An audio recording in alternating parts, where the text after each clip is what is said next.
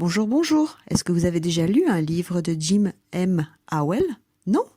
Je vais vous parler du Clan de l'ours des cavernes, un roman paru en 2002 aux presses de la Cité. C'est le premier tome d'une saga qui se déroule à la préhistoire et qui m'a énormément marqué lorsque je l'ai lu pour la première fois. Pour preuve, je vous en parle encore aujourd'hui. Ce roman, comme les tomes suivants, fut un coup de cœur pour moi, tant par les émotions que j'ai pu ressentir vis-à-vis de l'héroïne de l'histoire, une jeune femme nommée Ayla, que par le thème totalement passionnant de la préhistoire que nous décrit le roman. De quoi parle le clan de l'ours des cavernes? Nous allons suivre Ayla donc, qui est recueillie à l'âge de 5 ans par un clan d'hommes de Néandertal suite à un terrible tremblement de terre qui l'a laissée orpheline.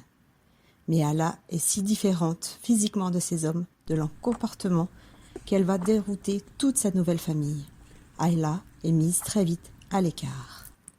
Formidable fresque que nous offre l'auteur avec les enfants de la Terre. Nous allons voir Ayla grandir au fur et à mesure des pages, faire des découvertes majeures pour l'avenir de l'homme avec un grand H. De par son appartenance aux hommes de Cro-Magnon, qui ressemblent à l'homme actuel, Ayla va toujours ressentir un écart avec sa famille d'adoption. Ce sentiment va être amplifié à mesure qu'elle va grandir. C'est le choc de deux cultures totalement différentes.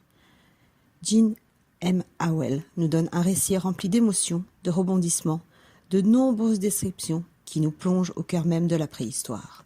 Vous allez être happé par l'histoire, ne plus pouvoir lâcher le livre avant la fin, tant le clan de l'ours des cavernes va vous captiver. Comme moi, vous allez être ému face aux nombreuses émotions d'Ayla, à ses péripéties tout au long de sa vie, d'une façon totalement moderne, que je n'ai pu que m'attacher à ce personnage que j'ai appris à connaître.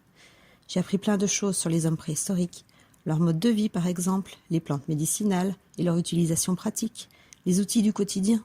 Plus qu'un roman, c'est une plongée dans un monde totalement fascinant qui nous attendait.